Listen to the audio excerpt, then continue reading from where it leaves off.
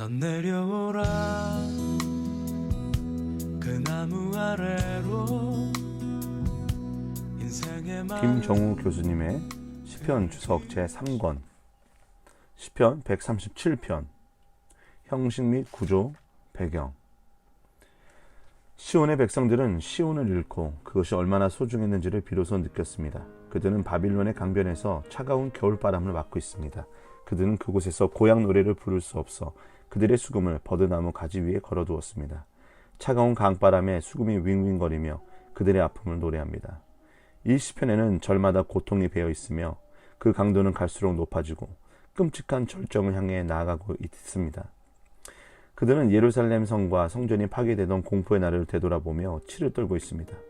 원래 시온의 노래들은 태고의 낙원, 거룩한 산, 아름다운 봉우리, 온 누리의 기쁨, 북방 산으로서 그 도시의 불가치성과 그들을 침략한 원수들의 패배를 주로 노래합니다. 그러나 포로 중에는 정상적인 시온의 노래를 부를 수가 없었고 시온의 노래는 옛 노래가 되었습니다. 그들은 다시 시온을 기억하며 이 세상에서 그들이 기뻐하는 그 어떤 것보다 더 기뻐하려고 합니다. 이 시편의 마지막 두 절에 나온 바빌론의 성을 향한 격렬한 저주 기원 때문에 비평가들은 본 시편을 복수의 영성으로 가득한 저급한 시로 비하하지만 원수들의 예기치 않은 습격으로 소중한 모든 것을 잃은 사람들은 시인의 비애감을, 파토스를 충분히 이해할 수 있을 것입니다. 시편 137편은 고난당하는 상황을 격렬하게 바꿀 수 있는 권세를 가진 사람들의 노래가 아니며 테러리스트의 전쟁 구호도 아닙니다. 이 시는 자신의 역사적 정체성에 매여 있으려는 시도입니다. 철저한 비하와 절망 가운데서도 원시적인 폭력의 욕망을 억압하고 모든 것을 하나님께 맡기는 시도입니다. 형식입니다. 이 시편은 150수의 시편들 가운데 이와 비슷한 시를 찾아볼 수 없을 정도로 독특하므로 형식의 분류가 쉽지 않아 보입니다. 군켈은 공동체의 애가로 시작하여 찬송으로 계속되다가 저주로 끝난다고 봅니다. 다우드는 애가로 보며 재앙에 대한 묘사와 원수에 대한 징벌이 중심을 이루고 있으며 5절, 6절은 애가 속에 있는 신뢰의 요소로 봅니다. 슈미트는 이 시편은 시편에서 완전히 홀로 서 있다고 말하면서 발라드와 비슷하다고 합니다. 반 게멜에는 저주형 시로 보며 골든게일은 공동체의 기도시로 봅니다. 그러나 본 시편 속에서 우리가 반복되어 나오고 시온의 노래가 여호와의 노래와 동일어로 명시되므로 시온의 비극적 운명과 연관된 공동체 애가로 분류할 수 있을 것입니다. 켈머만은 시온의 노래를 1. 공식적인 공동체적 시온의 노래와 2. 개인의 노래로 분류하고 있습니다. 본 시편의 중심 시상이 우리의 구조 분석에서처럼 5절, 6절에 표현되었다고 본다면 원래 시온의 노래가 여기에서 공동체 애가로 변한 것으로 볼 수 있을 것입니다. 이래하여 시인은 시온을 멸망시킨 원수를 저주하는 데까지 나아가는 공동체 애가가 되었습니다. 쇼토르프는 3절의 요청도 애가와 연관된 것이므로 본 시편을 변형된 시온의 노래로 보아야 한다고 주장합니다. 벌린도 시편 137편은 시온의 노래를 예루살렘 애가로 변형시켰다고 합니다. 이 시의 원문에는 거친 후음과 지차음이 많이 나옵니다. 특히 2절에서 본 시의 평행법에 관하여 골든게일은 절의 행 사이에는 대구가 거의 없으며 절들 사이에 상당한 대구가 나타난다고 주장합니다. 구조입니다. 작근은 두 연으로 나누면서 각 연을 세분화시키고 있습니다. 첫 번째, 침묵의 애도. 침묵의 애도는 포로들의 고통과 교만과 애국심, 그리고 2위, 포로들의 노래, 저주 기원. 그는 고향을 잊지 않기 위하여 또 거짓된 형제 에돔인들을 향하여 정복자 바빌론들을 향하여로 분석합니다. 만약 이 시를 두 연으로 크게 나눈다면 형식적 관점에서 해외중의 애가와 저주기원으로 분석될 수 있을 것입니다. 이렇게 보면 화자, 우리와 나와 시제, 과거와 현재, 미래가 두 연에서 강한 대조를 이루며 전환하고 있습니다. 대부분의 학자들은 첫 번째, 포로가 됨에 대한 회상, 두 번째, 기억의 신실성, 세 번째, 에돔과 바벨에 대한 탄핵으로 분석하고 있습니다. 앵거스는 첫 번째, 애가, 두 번째, 시온에 대한 충성심, 세 번째, 에돔과 바빌론에 대한 증오심으로 제목을 제시합니다. 이 시편을 동심구조로 보면 우리는 다음과 같이 분석할 수 있을 것입니다. A. 바빌론의 강변에서 울다. B. 황폐하게 한 자가 시온의 노래를 청하다. C. 이방 땅에서 어찌 주님의 노래를 부를까? X. 예루살렘아 내가 너를 잇는다며. C. 다시 내 혀야 내 입천장에 붙어버려라. B. 다시 시온에 대한 에돔의 저주. A. 다시 멸망할 바빌로나. 그러나 우리는 내용과 형식의 변화를 통합하여 다음과 같이 세 연어로 분석하였습니다. 1. 회상과 통고, 바빌론의 강변에서. 2. 예루살렘에 대한 기억의 헌신. 3. 원수에 대한 저주 기원, 에돔과 바빌론. 전체적으로 볼 때 이 시는 바빌론으로 수미일치를 이루며 눈물과 복이 있다가 대조를 이루며 분위기의 대비를 만들어줍니다. 공간적으로 본다면 바빌론의 강변에서 시온에 대한 회상, 예루살렘, 에돔을 거쳐 바빌론으로 돌아오고 있습니다. 제1장은 바빌론에서 시작하여 이방 땅으로 마치고 있습니다. 좀 더 구체적으로 보면 바빌론의 강변에서 시온을 회상하는 것으로 시작하여 시온의 노래와 야훼의 노래로 이어지고 있습니다. 여기에서 울다, 바카 1절에 나옵니다. 바카와 흥을 돋우어라, 탈랄가 대조를 이루고 있습니다. 강변의 둔치에는 사람들이 여가를 즐기며 사랑과 우정을 나누는 곳인데 시인은 이곳에서 고향 생각을 하며 눈물을 흘리고 있습니다. 그 강변 버드나무는 휴식과 운치를 주는 곳으로서 수많은 시인들과 연인들의 시와 노래의 소재가 되었지만 이 시인은 버드나무에 자신의 수금을 걸어두고 있습니다. 왜냐하면 그곳에서 그는 포로로 잡아온 자들이 시온의 노래 한 가락을 불러보라고 요구하였기 때문입니다. 버드나무에 걸린 수금은 시인이 연주를 거부하고 강바람이 버들가지를 활로 삼아 애가를 연주하도록 버려두었음을 그려주고 있습니다. 이리하여 3절에서 바람 소리인 쉬 소리가 7번이나 나타나고 있습니다. 그는 이방 땅에서 야훼의 노래를 부를 수 없다는 독백으로 마칩니다. 제2장 5절 6절입니다. 공간에 있어서 바빌론에서 예루살렘으로 넘어가고 있습니다. 여기에는 첫 번째 내가 너를 잊는다며 5절 상반절, 두 번째 내가 너를 기억하지 않는다며 6절 상반절, 3. 내가 최고로 좋아하지 않는다며 6절 중반절 이라는 세 개의 가정절과 1. 내 오른손아 차라리 말라버려라 5절 하반절, 2. 내 혀야 차라리 입천장에 붙어버려라 6절 하반절은 이중적 자기 저주로 구성되어 있습니다. 시인은 가수와 수금 연주자로서 그 존재와 생업이 손과 혀에 달려 있었는데 예루살렘을 잊을진데 차라리 자신의 가장 소중한 것을 잃어버리겠다고 맹세합니다. 제3장 7절에서 9절은 첫 두연에 나온 현재 1절에서 4절과 미래 5절에서 6절의 시간에서 과거의 시간으로 거슬러 올라갑니다. 시인은 예루살렘이 무너지던 날을 회상하며 7장 상반절 그때 에돔 사람들이 말한 악담과 바빌론 군대가 저지른 악을 주님께서 기억하여 주시기를 구하면서 그들에 대한 안갚음이 이루어지기를 바라봅니다. 여기에서 예루살렘은 여성형으로 나오고 있으며 에돔 사람들은 예루살렘을 그 기초까지 완전히 벗겨버리며 성폭행을 하는 영상을 간접적으로 비추고 있습니다. 시인은 바빌론을 딸로 부르며 그 어린 아이들을 바위에 메어치는 보응이 있기를 구합니다. 이리하여 예루살렘이 무너지던 날 있었던 잔인한 사륙의 장면을 내비추고 있습니다. 배경입니다. 시인은 예루살렘이 바빌론에 의하여 주전 587년에 무너지고 많은 유대인들이 포로로 잡혀오던 날을 되돌아보고 있습니다. 그는 지금 바빌론에 살고 있으며 이웃 바빌론인들에 의하여 조롱을 당하고 있습니다. 그의 마음은 고향으로 되돌아가 황폐해진 시온성의 모습을 바라보고 있습니다. 그때 격정이 그를 사로잡으며 그의 깊은 파토스가 깔린 멜랑콜리에 빠집니다. 그는 원수들의 교만한 조롱을 잊을 수가 없습니다.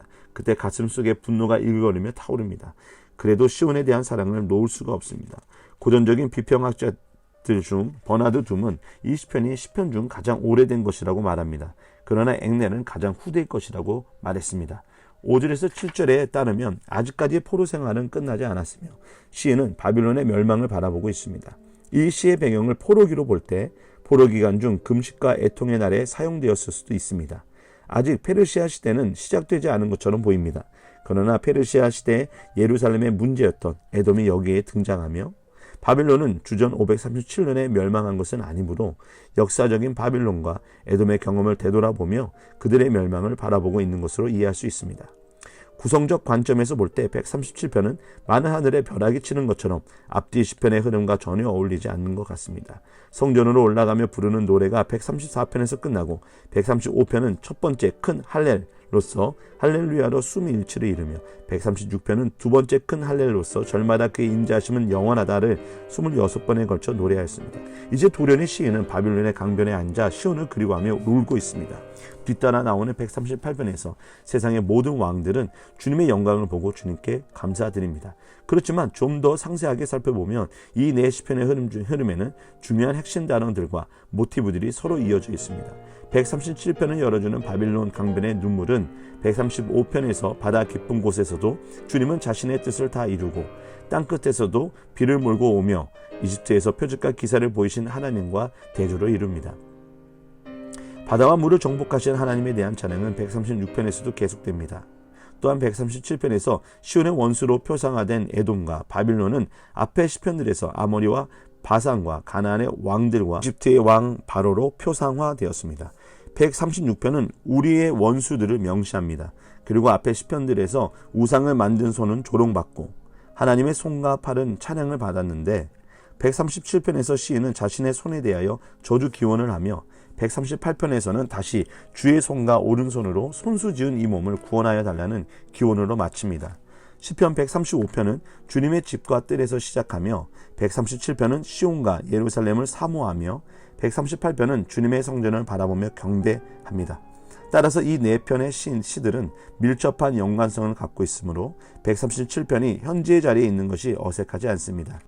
시편의 흐름을 큰 물줄기로 본다면 135편과 136편은 높이 치솟았다가 137편에서 깊이 떨어지며 다시 138편에서 높이 치솟아 오르는 것 같은 느낌을 줍니다. 시편의 구성에서 영적으로 오르고 내려가는 흐름이 오히려 지루하지 않고 생동감 있게 보입니다. 주석입니다. 1. 회상과 통곡. 바빌론의 강변에서 1절에서 4절 부분입니다. 1절. 이 시편의 배경과 분위기는 2절에서 가장 잘 드러나고 있습니다. 주전 587년 예루살렘이 느부갓네살에게 함락된 후 이스라엘 백성들은 바빌론으로 포로가 되어 잡혀갔습니다. 그들은 나라와 성전과 언어와 자유를 잃었습니다. 그 당시 참담한 기분과 고통이 이 절에 너무 잘 담겨 있습니다. 시인은 포로 초기에 고통스러웠던 순간을 기억합니다. 포로들은 고향에서 멀리 떨어진 채 눈물을 흘리며 향수해졌습니다. 물론 왜 하나님께서 우리를 버리셨을까라는 신학적 문제도 깔려 있습니다.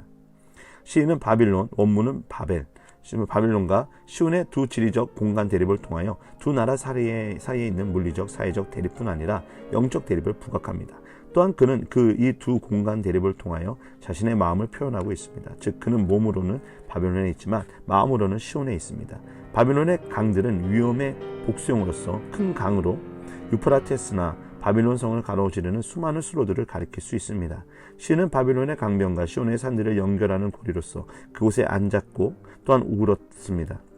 를 문장의 중앙에 두고 있습니다. 즉 그와 그의 친구들은 바빌론의 강변에 앉아있지만 시온을 기억하며 울고 있습니다. 여기에서 안따, 야샤브와 울다, 바카는 연속적으로 앉았다 울었다로 볼 수 있습니다. 그렇다면 그들이 바빌론에 처음 와서 앉자마자 울음을 터졌다로 볼 수 있습니다. 그러나 앉다는 거주하였다는 뜻도 있기 때문에 바빌론에 정착하면서부터 계속적으로 울어왔다고 볼 수도 있습니다. 그들은 단지 바빌론의 생활이 고달파서 울지 않았습니다. 그들이 시온을 기억할 때 눈물이 쏟아졌습니다. 이 시편에서 기억하다, 자카르는 핵심 단어이며 5절, 6절, 7절에 나옵니다. 여기에 처음 나타납니다. 그들은 기억을 통하여 힘을 얻는 대신 오히려 상처를 받고 있습니다. 그들은 시온이 붕괴된 치욕적이고 고통스러운 경험을 떠올리고 눈물을 흘립니다. 포로 공동체는 시온에 대하여 우발적으로 생각하며 슬퍼하지 않고 의도적으로 관심과 생각을 집중하며 슬퍼하고 있습니다. 2절. 제1절에서 바빌론의 강변에 있던 시인은 이제 그의 수금을 버드나무 가지 위에 걸어둡니다. 이래하여 두 절은 전치사 위에로 연결되고 있습니다. 성경에서 수금은 연주되고 취하며 타며 뜯으며 노래하고 깨어 일어납니다. 그런데 여기에서는 버드나무에 걸어둡니다. 이 동사는 사람을 나무에 목매어 죽일 때 사용됩니다. 압살롬은 그의 머리가 상수리 나무에 걸린 채로 달려 있었습니다. 따라서 수금이 나무 가지 위에 걸려있는 모습은 악사들과 포로들의 운명이 위태로움을 상징할 수 있습니다. 이 시적인 이미지의 관점에서 보자면 여기에 버드나무는 피해를 상징합니다. 수금이 버드나무에 걸려 강바람에 울고 있는 모습은 마치 악사가 진홍곡을 연주하는 모습과 같습니다. 이전에는 바람 소리가 쉬쉬하며 나타나는 것 같습니다. 이 독특한 음소를 통해 시인은 그들의 분노와 고통을 잘 묘사하고 있습니다. 이 나무는 유프라테스 백양나무로서 버드나무를 많이 닮았습니다. 그들은 버드나무 그늘 아래서 노래하고 담수하며 즐겁게 지낼 법한데 그 아래서 울고 있습니다. 3절, 이 절은 1, 2절에 공동체 애가에 대한 이유를 좀 더 구체적으로 제시하고 있습니다. 우리를 사로잡아 온 자들은 고향 노래를 청하였습니다. 포로들은 슬픔과 절망감에 빠져 있는데 즐겁게 노래 한 곡을 불러보라고 청합니다. 지금은 장성곡을 불러야 하는데 그들은 축가를 부르라고 합니다. 특히 그들은 단지 노래하라고 하지 않고 노래의 가사를 말해보라고 합니다. 여기는 신학적 조롱이 깔려 있습니다. 즉 시온의 노래에 담긴 너의 하나님은 어디 있느냐를 나는 조롱을 하고 있습니다. 제1행에 사로잡아 온 자들은 제2행에서 끌고 온 자와 대구를 이룹니다. 우리를 끌고 온 자는 구약성경에서 단 한 번 나오기 때문에 1. 우리의 약탈자 혹은 우리의 정복자 2. 우리를 조롱하는 자 3. 우리에게 부르짖는 자 4. 우리를 짐승처럼 무자비하게 몰고 가는 자로 다양하게 해석되고 있습니다. 키텔의 관점에서 본다면 바빌론 군대는 이스라엘 포로들을 무자비하게 짐승처럼 끌고 갔습니다. 대형 박물관에 소장된 아시리아의 왕 아수바니팔의 승전비를 보면 포로들은 서로 허리에 쇠줄이 물려 묶여 끌려가고 있습니다. 샤만 에셀 3세의 포로들은 목과 목을 서로 묶어 끌고 갔으며 때로는 멍에까지 지웠습니다. 전쟁 포로들은 짐승처럼 노예처럼 거칠고 무자비하게 끌려갔습니다. 유다의 마지막 왕 시드기야는 두 눈까지 뽑히고 바벨론까지 끌려갔습니다. 4절, 정복자들의 요청에 대한 포로 공동체의 반응이 제시됩니다. 그들은 시온의 노래를 결코 이방 땅에서 부를 수 없다고 대답합니다. 이방 땅에서는 앞에서 나온 강변에서와 버드나무 가지 위에로 연결되고 있습니다. 이제 바빌론의 강변과 버드나무는 이방 땅으로 정의됩니다. 시는 강에서 시작하여 땅으로 마치고 있습니다. 구약의 세계관에서 보자면 이방은 부정한 땅이며 그 음식조차 부정합니다. 또한 이 절에서 시온의 노래는 야훼 노래로 정의됩니다. 이것은 성전에서 하나님을 찬양하는 노래입니다. 야훼의 시, 하나님의 노래라고 볼 수 있습니다. 프리드만은 이 구절에 착안하여 이 시편을 출애굽기 15장에 나오는 바다의 노래와 연결시킵니다. 즉 모세의 노래는 이스라엘의 첫 애국가였습니다. 원수들은 시온의 노래를 요청하였지만 시인은 야훼의 노래를 부를 수 없다고 대답합니다. 시인의 관점에서 볼 때 포로된 이방 땅에서 정복자들은 즐겁게 할 수 있는 애국가를 부를 수 없습니다. 대적들은 시온의 아름다운 가락을 요청하거나 시온을 조롱하는 노래를 듣고 싶었겠지만 부정한 땅에 살고 있는 이스라엘 사람들은 부정한 사람이 되었으므로 부정한 땅에서 부정한 사람들을 위하여 주님의 노래를 부를 수 없다고 생각합니다. 2.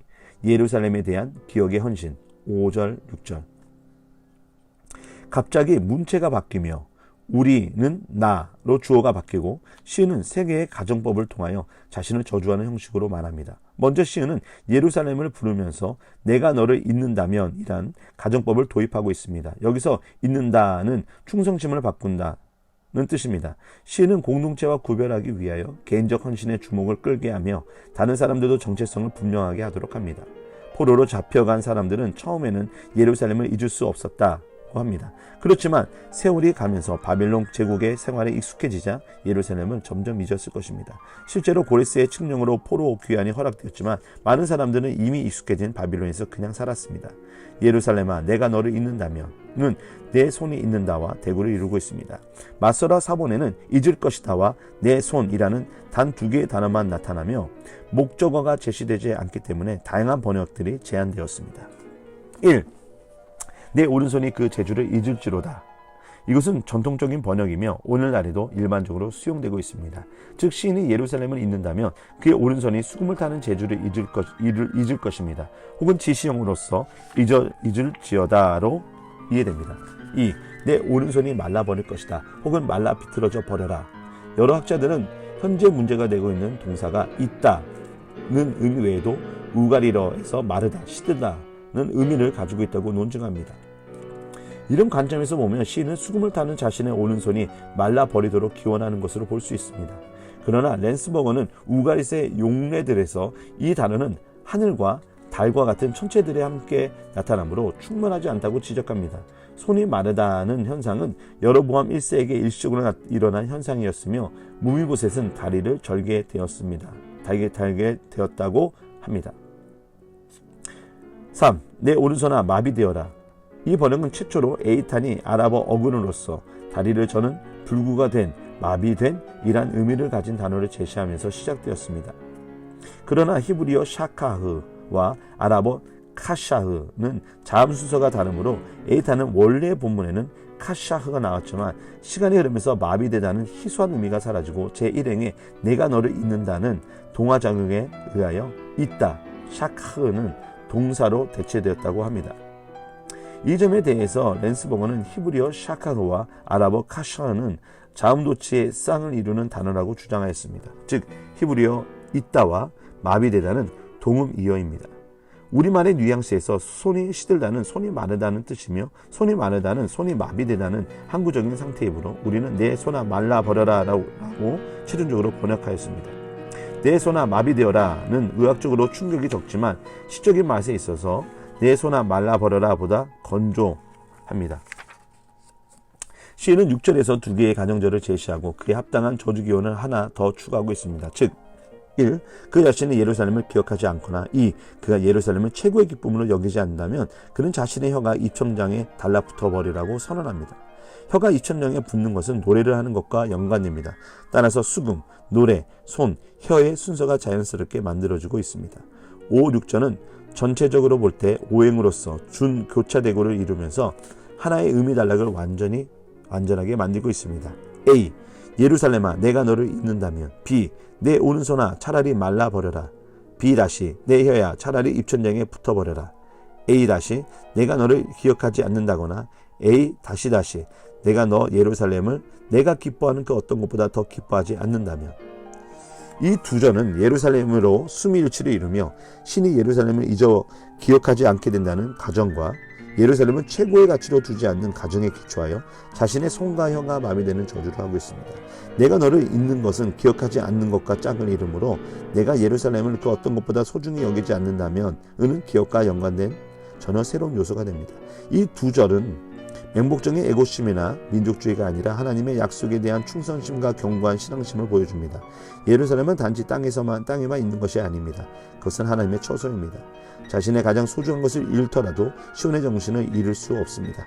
물론 오늘날 정치적 예루살렘을 구약의 영적인 예루살렘과 동시할 수 없습니다. 3. 원수에 대한 저주기원 에돔과 바빌론 7절에서 9절입니다. 7절 시인은 다시 한번 더 기억의 주제를 가져옵니다. 그러나 백성들의 기억이나 시온에 대한 기억이 아니라 하나님의 기억을 요청하고 있습니다. 그는 먼저 에돔의 잔혹성을 주님께 고발하고 있습니다.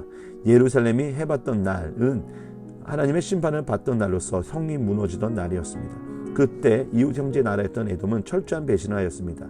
그들은 원수인 바빌론의 편에 붙어서 예루살렘이 무너지는 것을 보고 너무나 기뻐했습니다. 이스라엘 편에서 볼 때 바빌론의 잔악감은 견딜 수 있어도 형제의 배만은 참을 수 없었을 것입니다. 에돔은 바빌론의 연합군이 되어 예루살렘 성을 약탈했을 뿐만 아니라 도망친 자들을 죽이기까지 하였습니다. 그들은 후에 유대 남부 지역으로 이주하여 살게 되었으며 신약시대에는 이두메인으로 불려졌습니다. 헐어버려라는 반복을 통한 강조법입니다. 헐다, 아라는 벗기다는 뜻으로 여인의 옷을 벗겨 수치를 주는 것입니다. 예루살렘은 철저하게 붕괴되어 그 기초까지 헐립니다. 역사적으로 보면 에돔은 오랫동안 이스라엘의 속국으로 살았으므로 이스라엘이 어려울 때 복수하고 싶었을 것입니다. 그들은 예루살렘이 기초까지 파헤쳐져서 다시는 재건되지 못하도록 바빌론 군대를 응원하고 지원하였습니다. 시는 마치 예루살렘으로 돌아와 그 기초가 파헤쳐진 성을 보며 성이 무너지는 날을 생생하게 기억하며 아픈 마음으로 말합니다. 8절 만약 에돔이 하나님의 심판을 받아야 한다면 바빌론은 말할 것도 없습니다. 바빌론은 예루살렘을 파괴한 주체였고 그 백성들은 포로가 된 사람들에게 시온 노래를 불러보라고 조롱하였습니다. 멸망할이라는 마소라 독법은 멸망한으로도 번역됩니다. 고대 역본들과 현대 역본은 파괴자로 읽습니다. 현재 이 시편에서 바빌론은 아직 무너지지 않았으므로 멸망당할로 보는 것이 무난해 보입니다. 딸 바빌론은 바빌론을 의인화한 것입니다. 시는 바빌론의 딸을 향하여 말하지 않고 딸 바빌론으로서 바빌론 왕국을 향하여 말합니다. 멸망할이라는 분사형은 장차 멸망할 바빌론을 바라봄으로 아직 나가지 않았습니다. 여기서 멸망시키는 주체는 하나님이십니다. 시인은 시온이 당한 대로 바빌론이 당하기를 구합니다. 우리에게 행한 대로 갚기를 바란다는 동태보복법에 근거한 것입니다. 바빌론은 자랑무도하게 열국들을 정복하였으므로 동일하게 당하여야 한다는 것이 시인의 바람이었습니다. 9절, 마지막 절은 너무나 충격적이며 증오심과 복수심으로 가득한 시인의 마음을 보여주는 것 같습니다. 실제적으로 구약 성경에는 이와 같은 잔혹한 심판이 이루어지기도 하였습니다. 어린 아이를 죽이는 것은 나라의 미래를 없애는 것입니다. 바빌론 군대는 시드기야 왕의 두 아들을 죽였습니다. 그러나 어린 아이들을 바위에 매어 친다는 표현은 은유입니다. 왜냐하면 바빌론에는 반석이 없기 때문입니다. 즉 잔혹한 정복자 바빌론이 철저한 패배와 무능을 경험하도록 시인이 구하고 있습니다. 혹은 여기에 바빌론은 하나님 나라의 원수로서 그 세력이 뿌필부리째 뽑히길 기원하는 것으로 볼 수도 있습니다.